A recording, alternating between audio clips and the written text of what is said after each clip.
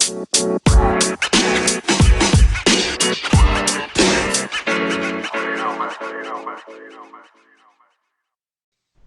back to the Wingspan Podcast, Episode 9. I'm Doug Barrick, joined by my co-host Chris Mulholland of Nets Daily and our special guest. Our guest is a senior writer for Heavy.com and a host of the Scoop B Radio Podcast. We welcome Brandon Scoop B Robinson to the pod. Thank you for taking some time out of your night to join Doug and I. How are you doing? Gentlemen, I'm doing good. How you guys doing? Pretty good. Can't complain. Well, we're glad to have you on. Yes, so we sir. just want to start off by asking about your journey, where you got to today, college you went to, and your first sports media position or internship. All right. So even before, college and first internship or whatever, my interest in sports at large started at a sneaker store. My family owned and operated a sneaker store in Harlem on the 25th Street called the Athlete's Foot. We were the only Black-owned Athlete's Foot in New York State. And during that time, we had appearances like Clyde Drexler would do, sneaker releases for his Avia sneakers at the store. You'd have, Dominique Wilkins and Hakeem Olajuwon doing, releases for their sneakers. So like as a kid, I used to just see that a lot. Different athletes coming in, Mike Tyson coming to shop, the Wayans brothers coming in to shop. And, even we had a sneaker store, we had a shoe store too, a men's shoe store. And so like as a kid, I would see jazz musician Dizzy Gillespie come in and he would shop. This was when I was young and I knew who he was because I played the saxophone. And just the interest in the industry started just from, observing and ringing a cash register. I would make $1 a day ringing the cash register at the family stores. Really basketball, the interest there came, and as well as in Harlem. My uncle was a commissioner of parks for citywide at Riverbank State Park. So anybody who came out the city knew my Uncle Billy. So, like Kenny Smith knew my uncle, Rod Strickland knew my uncle, Stephon Marbury, Bernard King. And just, that relationship with New York City and basketball is really what, started the journey for me. At 12 years old, I actually had a radio show with the Nets when they were in New Jersey called Nets. Oh, really? And I co-hosted it with Albert King, Evan Roberts, and Chris Carino was the executive producer of the show. And Love Chris. Such a great guy. For sure. So it was on 1660 AM Oswald Radio, which was broadcast at Liberty Science Center. And then the last year, it was for 2 seasons. It was on 620 AM 101 Sports, which is now defunct. We did it at the Nets practice center in East Rutherford at the time. And, that kind of set the foundation for me. The show was featured on NBA Inside stuff. And then after that, I kind of just went back to being a normal kid. I was about 14 at the time. Went to prep school, and then went to college. Went to Eastern University. Was the public address announcer for, and a DJ for the basketball teams and other sports as well. I have to say, former Nets public address announcer Gary Sussman was definitely a cool dude to model after, but kind of not establish my own style as well. My first internship wasn't until grad school. I was actually an intern at NBC Nightly News with Brian Williams at the time, as well as MSNBC News Special. So kind of just bounced around Philly, New York, Jersey. After I finished grad school, my first role in any capacity was as a staff writer at The Source magazine, legendary hip hop magazine. I've had stints there. I've been managing editor at publications like Respect Magazine. I also freelanced a lot. Freelanced at Max Preps, and wrote some feature stories on Jabril Peppers when he was in high school, as well as Kyrie Irving when he was a member of the Cleveland. Who's that guy? Oh, some guy. So really and truly just freelanced, staff wrote, and just really cultivated relationships. And here we are now. Oh, cool. So can you talk a little bit more about the sneaker store and like kind of the emotions seeing such big names walk through? And do you have like any of that kind of memorabilia that was in the shop, from those, that experience that you had? Like, what were the emotions you went through? Were you able to capture it more than just memory? Like, yeah, I mean, I'll tell you what. So like, are we going through the album afterwards? Say that again. Are we going to go through the album afterwards, man? Yeah, we might have to do that. So exclusives. I will tell you that it's funny. I ran into Dominique Wilkins in Charlotte last year at All-Star Weekend. And I said to him, I said, yo, I got a picture at my mom and my stepdad's house of you holding me when I was a baby. Oh. He said, for real? All I said was Harlem Brooks shoes. He goes, I remember that. I made a lot of money back in the day in New York City. And it was funny because awesome. like I was staying at a hotel where all the retired players were staying. So like I did interviews with like a bunch of people there. So like you would see everybody and their mama and their mama's mama at that hotel. So it was like I ran into Paul Silas, and Paul Silas, my grandmother was a huge Paul Silas fan because she's a Celtics fan. So like when I told her like it was a special moment, my freshman year of college, LeBron played for the Cavaliers and Paul Silas was his head coach. Me and my grandmother used to just sit and watch Cavs games. Her for Paul Silas, her for LeBron. And I shared that story with him. He was like, wow, that's crazy how much basketball and relationships and just that was a special moment. So, for me, the sneaker store in and of itself was just a wonderful opportunity. I'll never forget during my time with the Nets when I was a kid, it carried over from the sneaker store in this aspect. I remember one time we had an argument in the sneaker store over why we should hang or why a Rex Chapman poster should be taken off the store's walls. My mother said that they should keep Rex Chapman. She said because that's a bad white boy, meaning he could play. And she argued left and right. We're not taking the Rex Chapman poster down. We're not taking the Rex Chapman poster down. So at the time when I was a kid, years later, Rex Chapman played for the Phoenix Suns. And I saw him in the locker room. I introduced myself. How you doing? I'm Brandon Robinson. He goes, I'm Rex Chapman. It's nice to meet you. I said, oh, I know exactly who you are. He said, oh, you do? I said, yeah. My mom said you're a bad white boy. Oh, man. How'd he react? He fell out laughing after I told him the whole story. It was pretty cool. I love that kind That's of dope. like That's dope. connection and Brett. emotions. And then, Yes, Brett, I sir. want to talk a little bit about the Nets radio. So what was it like kind of working with those guys and kind of being underneath their wing? Like, what were some of the most important things you learned? And then since we've been talking about sneakers the whole time, are you a sneakerhead right now? I like sneakers. I have my sneaker collection has grown in the past year, whether it's Puma stuff, Nike stuff, Adidas stuff.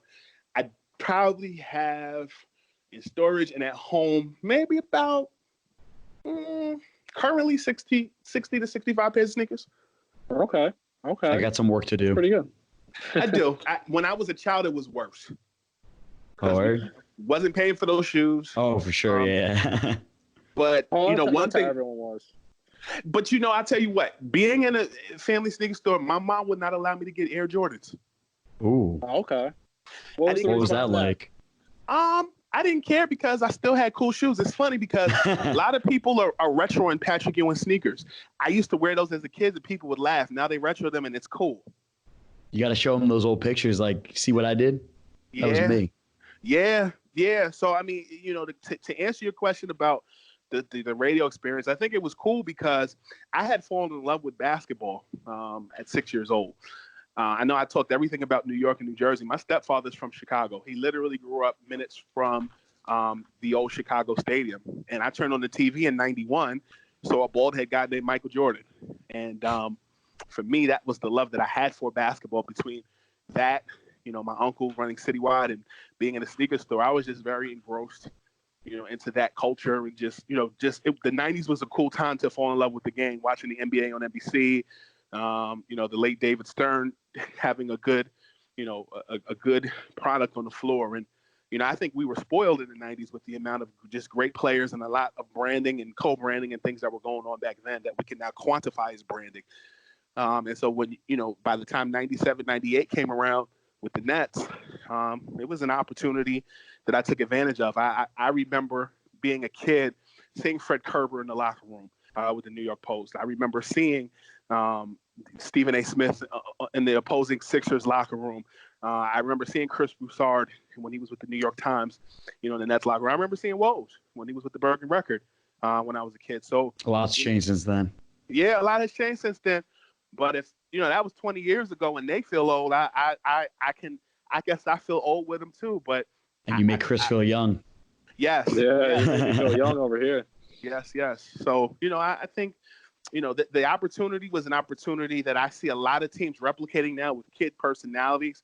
And I think I was able to do it before the digital era. And I think that's both a gift and a curse where I am currently professionally, because a lot of times when I put certain things out and say certain things, people question, well, who the hell does he think he is? And it's like, you have to go and research it.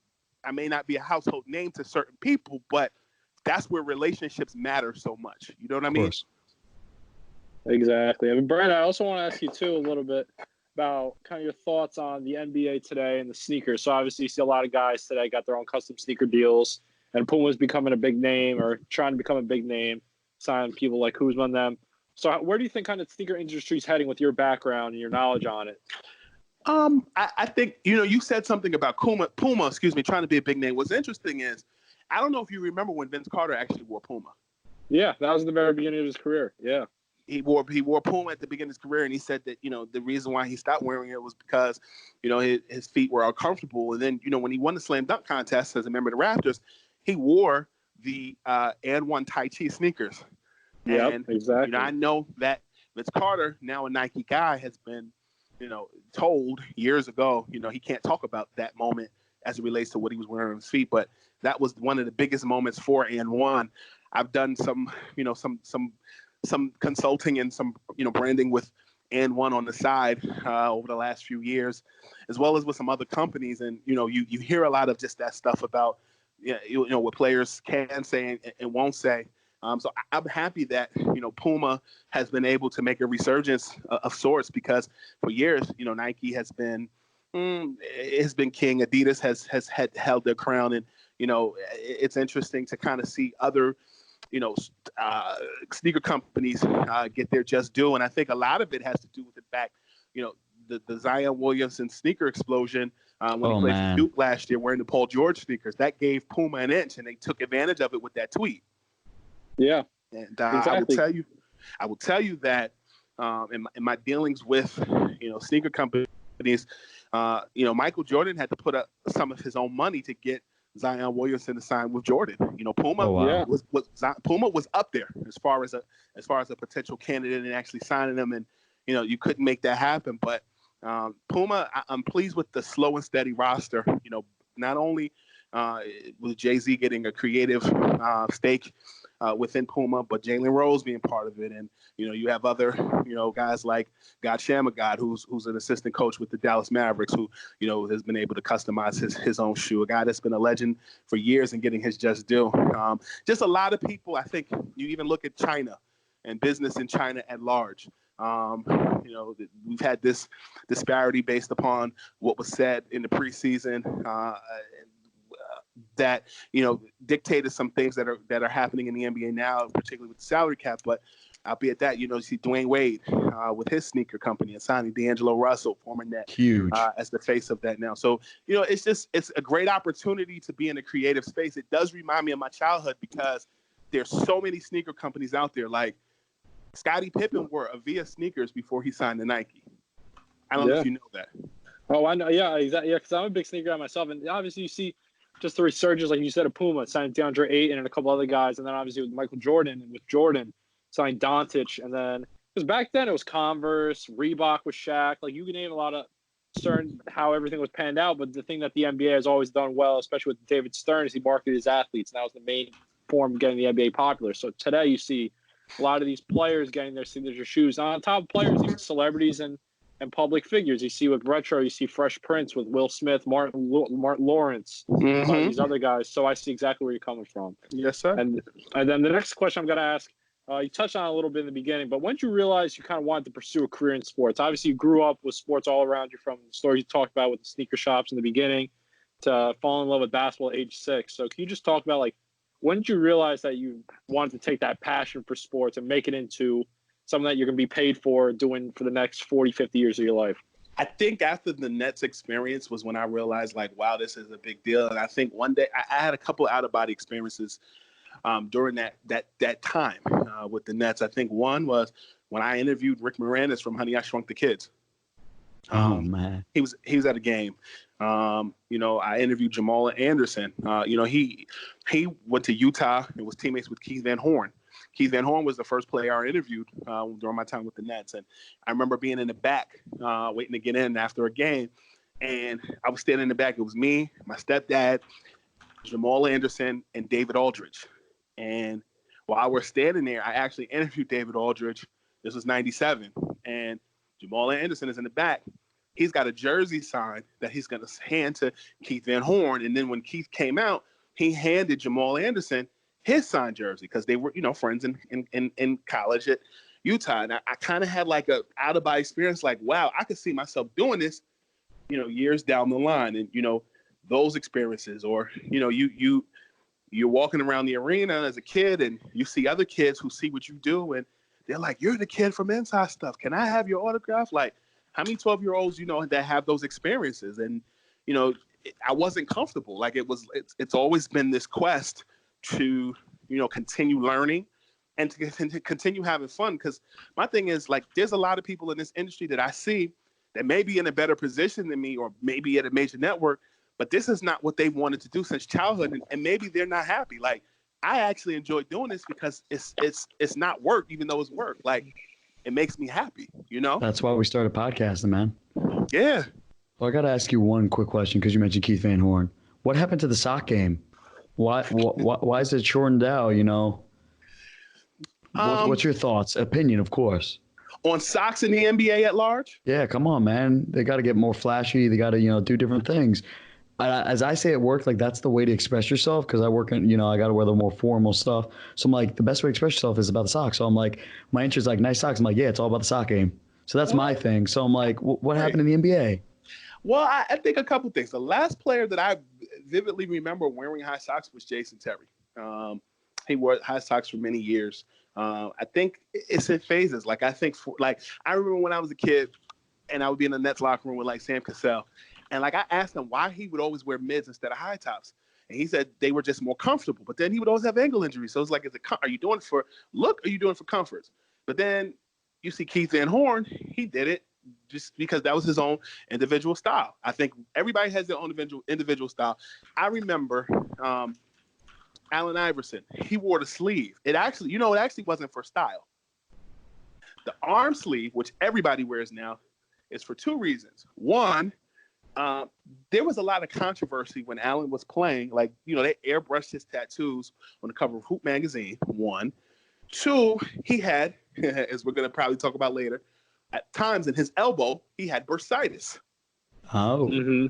And so he covered the tattoos, and he needed the protection of the sleeve for the bursitis. So here we are now. You got guys like Ray Allen who would wear a sleeve because he wanted to keep his arms warm for when he gets to the game. He's very, very, very routine and very superstitious oriented. You look at LeBron, who has worn headbands because he wants to cover his hairline. We've heard that for many years. You've got, the cornrows. Allen Iverson wore cornrows, not necessarily for style, but he was tired of going to the barbershop all the time. So he wanted something that would last. So everybody has their thing. I don't know why high knee socks are not a thing currently. Maybe that's for Catholic schoolgirls in high school, maybe. I don't know. But, I mean, it was a cool thing when Keith Van Horn did it. Maybe it'll come back. Well, you got to get started, man. You got to, talk to the players like, what happens to the art of the socks? Yeah. And then Brendan and Doug, correct me if I'm wrong, but I'm pretty sure the NBA has a rule that you can't wear different branded socks. I'm pretty sure you can only wear NBA socks. I'm pretty sure that's a rule. I'm not too sure. It has to be uniform. If you guys remember, this is, you guys are Nets guys. You remember when Kerry Kittles were one up and one down? Yeah, I remember that. The NBA sent him a memo and said, you have to choose one. Yes, exactly. Mm-hmm. I do remember that. I remember, obviously I don't remember reporting or reading on it because I wasn't in the field then, but I remember as a fan kind of seeing that and hearing that, but I remember that story. That's correct. Mm-hmm. Yes, sir. Man, that's so interesting. So, like, I mean, I'm a big sock guy, like I said before. Like, some of the designs, like, could you imagine pop culture socks became a thing? Because now that the NBA started, more expression through sneakers, I think that'd be really cool if they did similar with the socks. And that is my last sock comment. Just no, I mean, I'm a sock guy too. Over the last year, I have been dressy, but casual dressy. But yeah, for sure. When I would step into arenas and various functions, I'd be suited, tie, bow tie, and socks with some shoes. And socks complete the outfit. I feel like if you dress good, you feel good. And if you feel good and you dress good, more eyes will be on you, and there's more opportunities to make money. Exactly. I agree with that. And since we're talking NBA fashion a little bit, what about the T-shirt and the blazer, or the hoodie and the blazer? I was just thinking the other day, like once KD looks like he's on 5-on-5 or like getting close to coming back, I was just thinking this right before we were on the pod. I'm like, a cool way to hint that he's coming back, he wears his actual jersey uniform under a blazer. Like, how cool would that be? Like, you know, that one step away. That blazer hoodie look is not new per se. Actually, before I saw Kai and KD doing it, Kenny Smith was often wearing it on Inside the NBA over the last year and a half. He's worn it. It's not new, but it's definitely new school. I was in Oklahoma the day Russell Westbrook got traded. I was with Russell the day he got traded. And the next day I did some TV on Good Morning Tulsa. And I actually wore a hoodie and a blazer. It's comfortable. It's like, oh, for sure. Right? I love hoodies. Yeah, you think about it, right? Form-fitting, like Under Armour type hoodies under a blazer. If you're going to a function that's maybe more business casual, you can get away with it and say you're going to the club after. You can take the blazer off. Yeah, makes sense. I mean, it's good. It's very good to have that like versatile appeal to things. It's classy. It's different. Yeah, I mean, I personally can't. I mean, speaking of Russell Westbrook, I can't wear that kind of stuff. But I think maybe one day down the line, I will have the confidence to rock a hoodie and a blazer. I hope so. I was just thinking about it for whatever reason because, you know, it was funny last night. Theo Pinson, who was, not playing, he was practically wearing the same thing as Kyrie. So it's like Kyrie never left the bench, so that it's inspiration of how they all feed off each other in one way or form. For sure. So I really love that kind of other intentional or unintentional, way that they affect each other in such a positive manner. But anyways, we're going to switch it a little bit up. So when did you start watching the NBA? First memory of the NBA, favorite team growing up, and was covering the NBA a dream of yours? Obviously, you mentioned it lightly before with the sneaker store and radio with the Nets, but can we do a little more of a deep dive? Well, sure. So, I mentioned my stepdad being from the west side of Chicago, Northwestern grad. And, he actually grew up with Isaiah Thomas. They both were from literally grew up blocks from each other. They're around the same age. And, so for me, like I talked about the sneaker store, I talked about my uncle who's commissioner of parks at Citywide in Harlem, but watching the Bulls, as a kid in the 90s, early 90s to late 90s, they were the Beatles. They were the it team.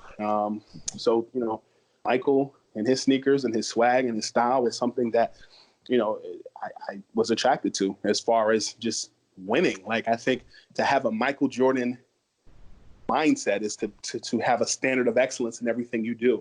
The way you talk, the way you dress, the way you hold other people on your team accountable, whether that's working on a school project, whether that's, going into a business meeting, like just having that mindset. And I think Michael Jordan had that influence in our society, in our age group, in our culture. So, there was just something about the Michael Jordan era Bulls that was special to me. And I'll add that, the Bulls were the team that I grew up liking and watching. The Nets were the team that gave me my first big break. And, actually to, be at Nets home games and be in the locker room and, meet Michael Jordan, meet Ron Harper, meet Scottie Pippen, meet Luke Longley, Dennis Rodman, all those different things. I have stories for days. Like the first time I met Michael Jordan, to me, that was like a full circle moment at a young age. To this day, I have a pair of red and white size 16 Nikes that Luke Longley gave me when I was a kid after a game. I'll never forget that. No, but yeah, Brandon, that just raised the question myself. What was it like meeting Michael Jordan? Because obviously Michael Jordan, he's one of those players that were more than just a basketball player. He was worldwide known. Obviously, the Dream Team really boosts his well-awareness, and especially for me, at least, what I've been learning, what I've been researching and looking up, is he was never a guy that spoke on a lot of social issues. He always kept to himself, which played in a negative in some factors and a positive in others. But kind of what was your experience like meeting Michael Jordan and kind of just talking to him, just being like a real person, just one-on-one? Well, what I'll tell you is it's funny you bring up the whole social issues. I actually had Craig Hodges, who was Michael Jordan's teammate and a member of the Bulls championship team in '91. He was banned from the NBA. He was blackballed after, him writing a letter to former President George Herbert Walker Bush discussing, mistreatments of African Americans at large. It said that he was blackballed, and they often compare him to being Colin Kaepernick at large in the NBA. That said, Craig Hodges often talked about to me on the podcast how Michael, really started to be comfortable in the White House when Bill Clinton became president, and how he made a statement years ago. They asked him who he was voting for because it was an African American who was running, and he said Republicans buy Air Jordans too, and that was a thing. He and Bill Clinton had a better relationship. To directly answer your question about Michael Jordan, what I can tell you is I was starstruck. I when I saw him. So if you go in that locker room was like an old hockey locker room. When you open the door, it was like WD-40. You needed WD-40 to kind of get the creakiness. It's like in the door. I remember that to this day. And when you walk in the locker room, the middle of the locker room was like a old school TV. I don't know if you guys remember, or you were too young, but if you had in school, if you had recess and it was raining that day, you stayed inside and they wheeled in a TV with a VCR. It was that type of TV in the Nets locker room, and there'd be chairs and people would be watching film. I remember sometimes walking in the locker room when the Bulls were in town, and Dennis Rodman would be wearing pajama pants, and they were like checkerboard pajama pants, and he had white ankle socks with balls on them, like frilly balls. And he would sit Indian style in the locker room and watching film, and you couldn't talk to him. So that was Dennis. You had Scotty sitting on one wall, kind of just chilling and socializing. You had Ron Harper, who, until I spoke to him and interviewed him, I didn't know that he had a stuttering impediment. So, like, when I interviewed him, I remember seeing a Batman tattoo on his ankle and him wearing Team Jordan sneakers and us having a conversation. And I remember, and I'm not cracking, I remember the interview taking a little longer because he stuttered. And then when you look to the other side of the room, there was this door, and the door was closed. You could not go in there even if you had a credential, because that was the room where the coaches were. So like Phil Jackson was in there, late legendary Bulls assistant coach Tex Winter was in there, and Michael Jordan was in there. And so I remember to this day, I opened the door, I look to my left, and I see the red 23 jersey hanging up with his Jordans. And I looked up, and he was getting ready to walk out. He looked at me, he smiled, he said, "Hello." And I looked at him and I go, "Oh," and I didn't say shit because I was so starstruck. That's probably one of the only times I've been starstruck in meeting somebody, because why isn't Michael Jordan in my television set? Why am I looking at him? It was an opportunity of a lifetime that I'll never forget, just because I have that much respect for him as a pioneer. Awesome, I know, I man. feel that because that's one of those big things. Because obviously I don't get starstruck a lot, and thank God I haven't. Knock on wood that I haven't. But I can imagine just kind of seeing Michael Jordan. Obviously, Michael Jordan, like I said before, he was that first athlete that really took kind of a worldwide approach and kind of being known as more than a basketball player. Obviously, it was Magic and Bird. I know he was also an actor. Boosted the NBA's. Well, yeah, then he got tagged into some of that type of field and stuff. But Brent, I got to ask you too, especially since we talked a little about it. What would you think that NBA era would be like if Twitter and social media was back then? Would anything be different? Do you think that players, obviously you think Dennis Rodman would probably be a little more outspoken on there, a couple other guys, but what would you feel like the NBA kind of their landscape would be like if Twitter and social media at this day and age was like back then? Well, I'm very, very cool with Darius Miles. I met Darius, very nice guy. He's nice cool guy. People. Darius called me a few weeks ago. We were just talking about a bunch of stuff, and I asked him. We were talking about the Lakers. We were talking about the Clippers. We were just talking about a bunch of just different stuff and something we're working on. And what he taught when I started talking to him about his era, and I said, "Yo, if Twitter existed today, how would that Clippers team fare? Like, could we look into your world on social media?" He said, "Hell no." He said they were just having so much fun, but at the same time, they were ahead of their time. That Clippers team was on the cover of Slam magazine. They were just cool. You know, they had a different style. That's what it is to themselves. Quentin, him. Yeah, exactly. They were different. So I to answer your question, like I've asked players that, like certain guys, like you look at Kenny Anderson, former Net, who's very active. Oh yeah, on one of our earlier episodes for sure. To me, Tibbs playing with Derek Coleman, that Nets era was dysfunctional, but they had fun. Butch Beard and Derek Coleman did not get along. Chuck Daly, was an okay guy. Jason Williams, who I talked to the other day, he liked to have fun. And maybe that era of 90s basketball, there are certain things then that wouldn't be acceptable now. I'll leave it like that. For sure. Mr. Chibbs did allude to that kind of stuff when we had him on. Yes. I think players are smarter now. I think players partied more now, or partied more back then.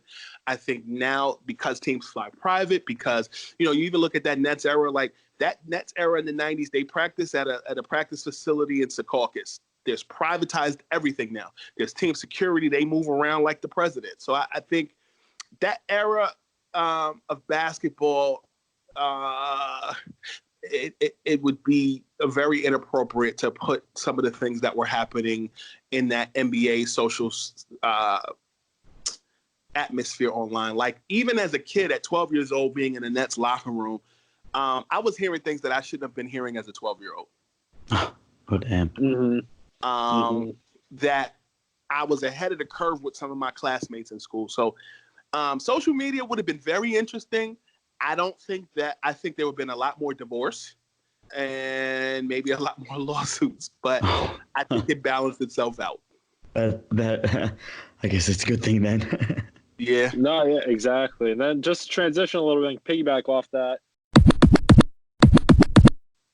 But in the realm of journalism, where do you see the field of sports journalism heading? Obviously, if you told anyone nowadays that social media, or at least back then, social media would really boost and change the field of sports journalism today, I don't think a lot of people would really piggyback off that idea. But in your own opinion, where do you see this going? I would believe it because I have a master's degree. I went to Hofstra University on Long Island. I got a master's in sports and entertainment journalism. And I remember taking a feature writing class, and the teacher or the professor said to the class, this was 2010, either 2009 or 2000. It was 2009. She said to the class, in the next 10 to 15 years, it's going to be less about networks and more about brands and resources and sources, which goes back to what I said to you at the beginning of the broadcast about information and, me getting things out because of relationships. The professor said it's about brands, it's about relationships, and who tells you what, and being credible. And as you see, a lot of people are freelancing. A lot of people aren't making as much money as they used to. I was watching a documentary earlier today on Lorena Bobbitt and her husband, and how Barbara Walters had called Lorena Bobbitt in jail and wanted to do this interview, and how they were blocking her. And she was mad because she said, I've interviewed kings, presidents, dictators, and you're not going to let me interview Lorena Bobbitt? And the point I'm making with that is she was at ABC at 2020, and you weren't going to let Barbara Walters interview Lorena Bobbitt? And I just think, in the space that we're in, you look at guys, respectable names like Adrian Wojnarowski-Woj, who's had a track record of, breaking news. He's been in the business a long time because of relationships. You look at Stephen A. when he was at the Inquirer, had a credited for relationships and what have you. You just look at these situations with guys who built relationships, and you're seeing it in real time now, where guys are on Twitter telling you what's going on, and it goes viral. I think it's open space to be creative, but it's also, you can't believe everything somebody puts out there. I've been accused of that, So it's like everybody looks for credible names, but I also think there are new people emerging. It's tough. There's just so many people. Ways to put their name out there. No doubt. No, exactly. I can relate on that because as reporters and as writers, right, relationships and sources they're gained through experience. It's not like one of those things that one guy tells you this and you could put it out. You got to think about it. You're like, all right, this guy told me this. Is he just telling me something that will please the media or something that he wants to go out in the media, or is it the truth? Or is he telling me something completely false to just kind of just slander a little bit? Right. So you gotta know when to put out, what to put out, and that's how sources are made. Like you said, it's through relationships. You got to build relationships. You got to trust the person. Everything goes into it. A lot of people don't realize that. A lot of people, like you said before, put out stuff. They hear something, or they're like, oh, you know what? This may happen. It's leaning towards it. It's 90% chance this could happen X amount of days. I'm just going to put it out first because I want to take credit for it, but they haven't heard anything, or they heard something from a non-credible person. So yeah. I know exactly what you mean from there. It's spot on. Yeah, the day of the cloud chasing is so real with social media. I think that's probably the biggest negative right now with social media compared to like back then. But I mean, that's just what comes with it, with just so many different people in the field. Yeah, it's difficult. It's difficult because even the people who are trying, like who are actually plugged, listen, I had a conversation. I was in Florida trying to catch up with a friend of mine that works for the NBA, and I had called her, and she wasn't in town. She was back in Manhattan. We ended up talking on the phone for like an hour. She said this to me, and it's so true. She said, we live in an era where we're living it in real time, and you have to be perfect, and your faults are broadcasted more than your accomplishments. Exactly. And, what's said on the internet stays on the internet. And it sucks. Oh, for sure.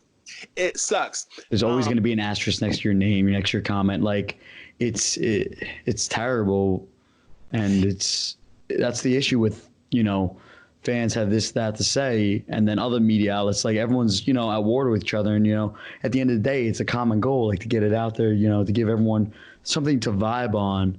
But at the same time, like, the whole Shams and Woj battle, as fun as it is for fans, at the end of the day, like these are people's jobs, and, you got to take it for less than a grain of, more than a grain of salt. I'm sorry. Yeah, I mean, what I'll say to you is I think this past summer was a great example of it. Everybody thought Kawhi Leonard was going to Los Angeles as a member of the Lakers because that was the information that many of us, including myself, from 3 people, was given. And you look at situations where, Kevin Durant made up his mind that he was going to Brooklyn. As you know, I had Kyrie Irving going to Brooklyn since February 24th. But information, there's people out there, who even have blue checks, and people think they're clout chasing, but you have to do your research on people. I think a lot of times people just look at social media and think, well, they're credible, but like, what's their track record? A lot of times people, people talk about clickbait, people talk about this, that, and the third. Like, you have to vet people, you have to do your research, but also you have to give people the room to be wrong too. Definitely. Everybody's not going to get it 100% correct. And you also have to look at the information that's been given to you and who the person gave. Context matters. Look at the situation with Kyrie Irving and Kenny Atkinson and the Brooklyn Nets. Perfect example. Yeah, exactly. Sure. Exactly.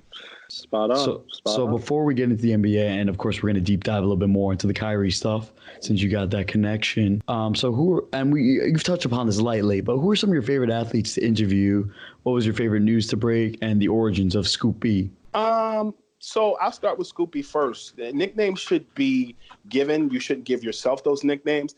As I told you before, I did Net Slamming Planet with Albert King, Evan Roberts, and a woman named Lynn Wilson. Lynn Wilson was the main host of the show. I was the co-host with Albert and Evan, and they basically gave me the nickname Scoop B because I was in the locker room getting the scoop of what was going on back in the day. I mean, I'd be in the locker room chilling with the late Anthony Mason or Glenn Rice or Scotty and Michael or Rex Chapman, some of those other guys that I mentioned earlier. And one day I would go in the locker room and I would get interviews, then bring it back to Chris Carino, and then he would cut up the interviews. And I had a segment on the show called Nets Court. And one day Len gave me the nickname Scoop B, and it kind of stuck. When I was in high school, I went to Don Bosco Prep, and my nickname was Brandon Scoop B Robinson for my column. I had a column. I transferred to Don Bosco. I went to Seton Hall Prep.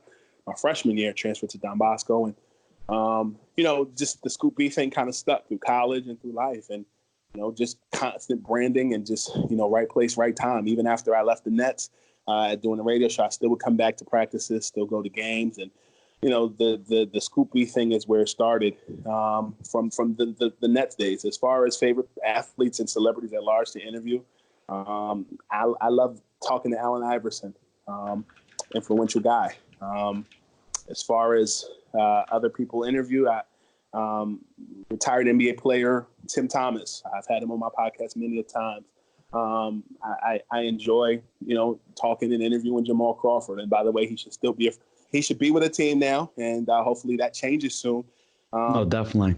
And Carmelo Anthony, another guy who was kind of not necessarily treated the right way, and glad that he's getting his just due. Anthony Davis is someone that over the last year I've gotten to know and has always given me good sound bites. DeMarcus Cousins, the list goes on and on, but those are some of the favorite people that I enjoy talking to on a regular. That's awesome. It's a great mix of people. Yeah, for sure. So right now we're at the home stretch, so we're just going to bring it on to today's NBA. So let's talk about the current state of the Nets. As you hinted at before and mentioned, let's talk Kyrie first. Let's go from there. Well, I'm happy he's back. 21 points in Sunday's game against the Atlanta Hawks, got the win. I think Kyrie is in a good situation, and I'm glad to see he and Spencer Dinwiddie play next to each other. If I can make a comparison, it reminds me a lot of Joe Dumars starting alongside Isaiah Thomas. You can play a two-point guard lineup, and to be honest with you, when Kevin Durant comes back, when he comes back, if he comes back, whenever he comes back, I'd like to see the three of them play with each other and play a small ball lineup where you got Spencer, Kyrie, KD, and Karras. And maybe you shift KD to the 4 and you start Karras at the 3, and then you have Jarrett Allen at the 5. It's a good problem to have. Yes, for sure. For sure. So, in the current net space that there is, I like Joe Harris. I like, he and Kyrie have history. He's more than just your average Joe. Exactly. They have history playing with each other in Cleveland. I actually went to that game. I think the Cavaliers had like 16 three-pointers in the first half against the Atlanta Hawks some years ago. I was at Quicken Loans Arena for that game. I like the way that Joe Harris is clutching. He has somebody that he is familiar with in Kyrie Irving. This is a team that's still building, and Kyrie is definitely the key that starts the engine that makes it move. And, there's been a lot of criticism while he's out, and everybody's looking at Spencer Dinwiddie and what he's able to do. But, any basketball fan will tell you, he's one of the best in the business. But the thing is with Kyrie Irving is this, like as much as I praise him, I've said this since the beginning of the season, Kyrie and the Nets will only be as good as Kyrie Irving's health. He's got to play. He can't be out like many games like that. He's been fragile, and this is going back to the Cleveland days, even going back to the Duke days. Yeah, I was about to say even the Duke days. So he's got to be healthy. That's the most important part of this whole operation. He's got to be consistent. No, of course. Like I said before, it's a good problem to have, being everyone healthy, like all these lineup changes. At the end of the day, you start the game strong, you mix and match with the bench, with the closers. Like, that's the real thing that matters. Everyone's like, oh, start bench. I'm like, at the end of the day, who's in the slump, who's not in the slump, how many minutes they get. Like, go with the flow of the game, It can be very hit or miss. Sometimes you got to mix it up. Not every game's the same. So you need to play, in the flow of things. So if you don't. But since you mentioned him, is this the year that Spencer Dinwiddie is an all-star? Whether he is picked because of the fans and the media and the players or the coaches? Do you think this is his time? Yeah, it's interesting. It's not a direct correlation, but it's damn near close. When I look at Spencer Dinwiddie, his journey reminds me somewhat of Chauncey Billups as a guy that bounced from a couple teams. Chauncey was more teams than Spencer, but I remember watching Chauncey Billups when he had hair. He was a member of the Boston Celtics and was teammates with Purvis Ellison and Antoine Walker. And seeing him win a championship with the Detroit Pistons in 2004 as a starting point guard alongside Rasheed Wallace, Ben Wallace, Rip Hamilton, Tayshaun Prince, etc., was definitely an underdog story of a guy that busted his ass. And, I look at Spencer Dinwiddie. You've had D'Angelo Russell and Kyrie Irving in and out. Spencer Dinwiddie has been reliable. And, I remember Spencer participating in some of the NBA All-Star activities in LA and winning back in 2018, and was just pleased at just, how much he is not high maintenance. I spoke to someone within the Nets organization that told me all he did during All-Star Weekend was spend time with his family, go back to his room and continue that. Wasn't really a go-out guy, wasn't really a rah-rah guy. No, he's a very genuine guy. Genuine dude, and he's found his niche in Brooklyn. And whether Kyrie is in or out, I think he's going to be consistent. And he's saying the right things, as is Kyrie. I'd like to see Spencer through those 25 games that Kyrie has been out. I think those are games well enough for him to earn a vote in at the very least. And I think he's gotten a lot of rival front office and coaches' attention for as much. I mean, that to be true because over the last couple of years, there have been a lot of league executives who have been interested in. Oh, for sure. Like the Suns. Yeah, the Suns. And even, during that whole Jimmy Butler situation, the Nets and the Minnesota Timberwolves a season before were engaged in talks and potentially getting Spencer Dinwiddie, and the Nets pulled away from the table. I think Spencer is getting his just due as somebody that many people should have a long time ago been paying attention to. And, thankfully that's the case. And I'd like to see that transfer into some sort of recognition on being on an all-star team. Yeah, no, definitely. I mean, who wouldn't want a guy that's going to be the next Tony Stark, Iron Man? It's great. The way they interact with fans, the tech savviness, the Bitcoin's currency. It's a lot of fun. It's different, and they're so tactful when they speak. Like, it really makes you want to listen. So I really love that about them. Yeah. So, yeah, and Brent, I gotta ask you too. Is I met you again at D'Angelo Russell's pro camp back in, I think it was June, if I recall correctly, and. Mm-hmm. I know when me and you were both there, me and you had a side conversation, you can tell by D'Angelo's body language how he's kind of presenting himself. You knew that the organization was heading in a different direction, just off the feel of it and kind of just the atmosphere that was in there, especially while he was around kids. It was a great pro camp for him. But do you think the franchise moved in the right direction, kind of skipping over, kind of going with KD and Kyrie rather than kind of building around D'Angelo and kind of having that aspect? What do you think about that? And overall, how do you think D'Angelo's doing in Golden State? I like D'Angelo in Golden State only because he's filling up the stat line and getting his numbers and his just due. But who likes losing? And a lot of that had to do simply with just a carryover from the NBA Finals between Klay Thompson tearing his ACL and then Steph hurting himself in season and, KD leaving and some of those other aspects. It was time for those guys to go. And I think he lucked out in a great situation because I do think that the Warriors are going to retool. And if they don't trade him at the trade deadline, I think he is a guy that will be a valuable asset to that team moving forward. And as far as the body language and things of that sort, I think that the writing on the wall for D'Angelo was two things. One, getting on a plane and having contents that he had in his bag going through TSA. Mm-hmm. Yeah, that was an interesting situation. Two was when the Nets made the move to move pieces to clear cap space for Kevin Durant and Kyrie in theory. If it wasn't them, it was somebody else.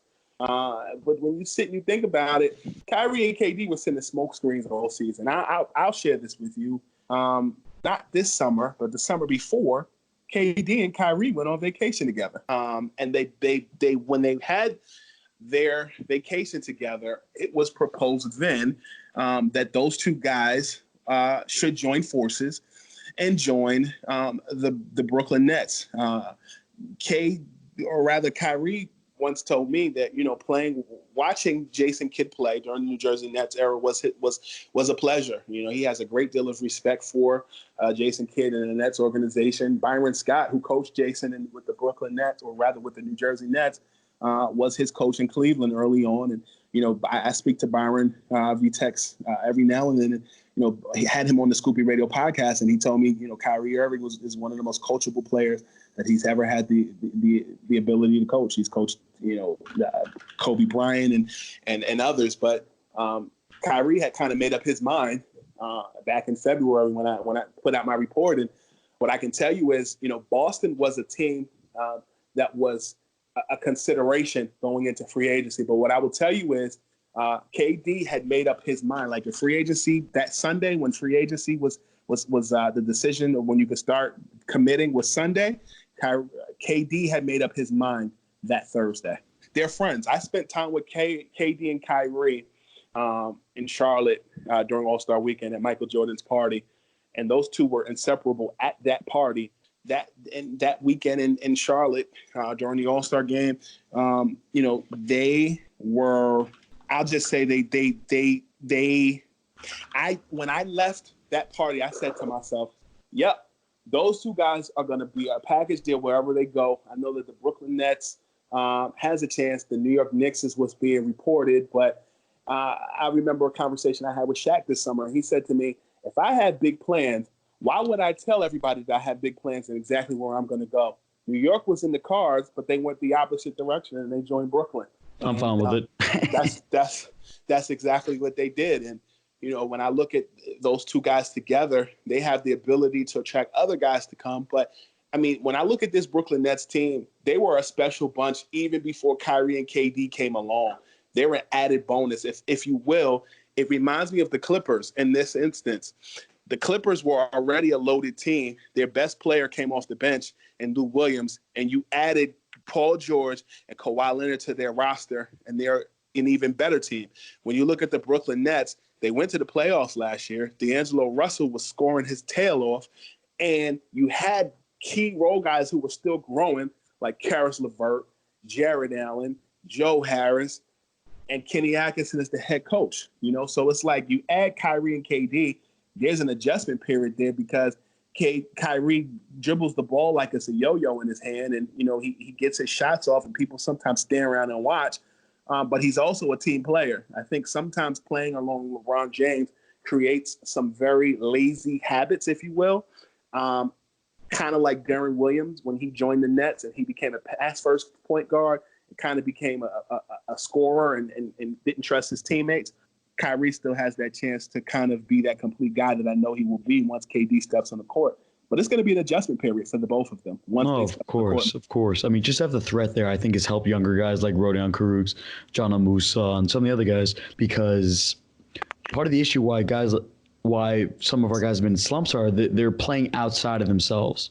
Certain role players, they know what they can do. So to have additional offense, it's a great problem to have so many players that can do X, Y, and Z, but there still needs to be some kind of balance. Agreed wholeheartedly. Yeah, so I think that's why some guys like Prince and Jarrett went into some kind of slump. GT, had to play a little extra than he needed to. So having guys back, like fully healthy, it's really going to show. And I think, as you mentioned before, this summer is going to be very interesting because to see that they're here, they're going to be healthy, in my opinion. Maybe I'm an over-optimistic fan. The free agency for them is going to be very interesting of which guys take, let's call it pay cuts. Like, who knows? Maybe Serge Ibaka, as he hinted, and KD, they might, end their careers together in Brooklyn. Yeah, it could happen. I haven't heard anything to that definitive. I have to be very careful what I say because if I don't, oh my goodness. So what I'll say is it looks good on paper. It sounds good, but I definitely think with I'll say this to you. Retired player called me a couple weeks ago and said to me, the Knicks burning their relationship with Carmelo Anthony would be a catalyst for why KD and Kyrie wouldn't join the Knicks. Think about it. If Carmelo is the OG and those guys look up to him and respect him, if Carmelo has mentored KD and they're calling him and asking him, yo, what do you think about the Knicks? He's going to tell them, don't join them for this reason, that reason, and what have you. As a matter of fact, DeAndre Jordan, being a member of the Knicks, can tell him everything he wants to know. Oh, no doubt. He recruited to the Nets from the Knicks bench. Yeah, and but here's the thing: I try to be neutral when it comes to Knicks because they're both underperforming currently. Let's keep it real. The Nets beat the Atlanta Hawks Sunday night. That's great. Kyrie Irving came back, but you got to play a Lakers team next week that has something to say about that hasn't lost 10 games yet at the time of this recording. The Knicks are starting to make somewhat of a surge. They're still not in the playoff picture, So, we're fighting over pennies and nickels, but no, of course, it's still early for both teams. I mean, Knicks need more shooting and ball handling. The Nets really need health. So, I mean, exactly, because you got to also remember too, the Nets beat the Hawks. It was a good win, don't get me wrong, but they were without Trae Young. That's the big thing too. So you got to look at that. It's a good bounce back win. Great, good time to get your rhythm back in. But that wasn't. You need more games like the one against the Heat. Atlanta Hawks. That was. I get.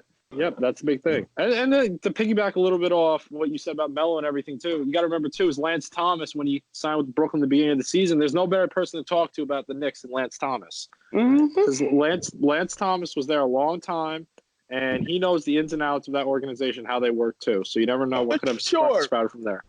And you got to think about this too. Like when you look at KD and Kyrie, as it relates to where they'd go, the Nets. Like when you look at LeBron James and Dwayne Wade, for example, when in 2010 they could have joined the Chicago Bulls with Derrick Rose. Dwayne Wade's from Chicago, LeBron's from Cleveland, and they're from the Midwest at large. That's a lot of pressure to join a Bulls team where Michael Jordan was the standard. When you look at KD and Kyrie was never going to the Knicks as much as people thought that was fact. That's actually fiction. And Brooklyn has a culture that is still untapped. We're coming up on 10 years of the Nets being at the Barclays Center almost. And the highlight of the Nets' playoff runs were, okay, you can go with the Nets and Sixers playoff series. But before that, was Darren Williams and Gerald Wallace and Joe Johnson in the playoffs and getting Brooklyn hype, Andre Blatch, all of that culture. But the Nets have untapped culture that KD and Kyrie can create versus having to, compete with the Patrick Ewings, the John Starkses, the Red Auerbachs, or excuse me, not Red Auerbach, the Willis Reeves, the Walt Clyde Fraziers. That's a lot of pressure comparatively to when, Dwayne Wade and LeBron James were considering going to Chicago Bulls. That they have a clean slate to create a culture in Brooklyn. That's cool. No doubt. Sure. No doubt. And then transition a little bit to the final question. We ask this to every guest. Brandon, who is coming out of the East? Who's coming out of the West? And who is going to win it all this year? The Sixers are playing well right now, in the new year, but Milwaukee has been consistent thus far to me. And I hope to see them in the Eastern Conference. In the Western Conference, the Los Angeles Lakers. As you know, I've been pretty spot on with a lot of the happenings and grumblings and going on of what's going on with the Lakers. And Anthony Davis, LeBron James coming to the Lakers. And Jared Dudley. Yes, Jared Dudley being a member of the former Net, being a member of the Los Angeles Lakers now. And I like their story because it's in real time. And in a load management era, LeBron James is being out with a cold is put out there to the public rather than, Doc Rivers deciding whether he wants to rest Kawhi Leonard on back-to-back. So I like the Lakers' story. I only worry about the fact that I don't want them to burn out. And I think that at some points in December, they burnt out a little bit. Yeah. I mean, I definitely think they should utilize back-to-backs. So who's winning all then? If we got potentially the Bucks and the Lakers. I have the Lakers. I think the Lakers can win it this year. Perfect. Well, Brandon, thanks again for joining us, taking some time out of your night to talk to Doug and I. We really appreciate it, my man.